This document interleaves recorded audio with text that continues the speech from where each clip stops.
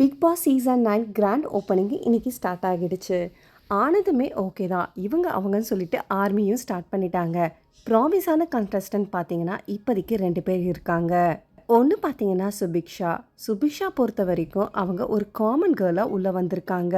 ஒவ்வொருத்தருக்குமே அவங்கள பார்க்கும்போது ஐயா இது நம்ம வீட்டு பொண்ணுப்பா அப்படி தான் தோணிட்டு இருக்கு. அவங்க அப்பா பேசின விதமும் அவங்க அம்மா பேசின விதமே அதுவுமே ரொம்ப அட்ராக்டிவாக இருந்தது. இவங்க சீசனை நல்லபடியாக விளையாடினாங்கன்னா இவங்களுக்கு நிறையவே ஃபேன் பேஸ் ஸ்டார்ட் பண்ணுறதுக்கு ஜாஸ்தியாக இருக்குது. அடுத்தது முக்கியமாக பார்த்தீங்கன்னா ரம்யா ஜோ.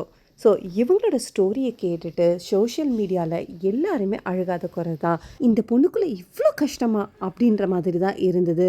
ஆனால் இப்போவே பார்த்தீங்கன்னா இவங்களுக்குமே ஃபேன் பேஸ் ஜாஸ்தியாக ஆகிடுச்சு. இனிமேல் இந்த செல்லத்தை அழவே வைக்கக்கூடாதுன்னு சொல்லிட்டு தான் எல்லாருமே பேசிகிட்டு இருக்காங்க. கண்டிப்பாக இவங்க ஒரு ஃபினாலிஸ்ட் கூட வரலாம். இது தவிர மற்ற கண்டஸ்டன்ட் உள்ளே வந்திருந்தாலுமே சில பேர் ஃபேமஸாக தான் உள்ளே வந்திருக்காங்க.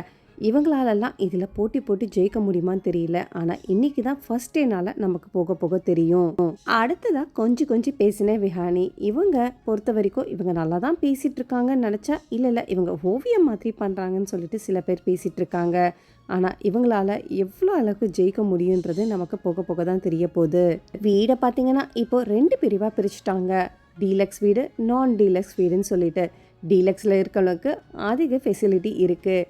இதுவே போதாதா வீட்டுக்குள்ளே பிரச்சனை வர்றதுக்கு?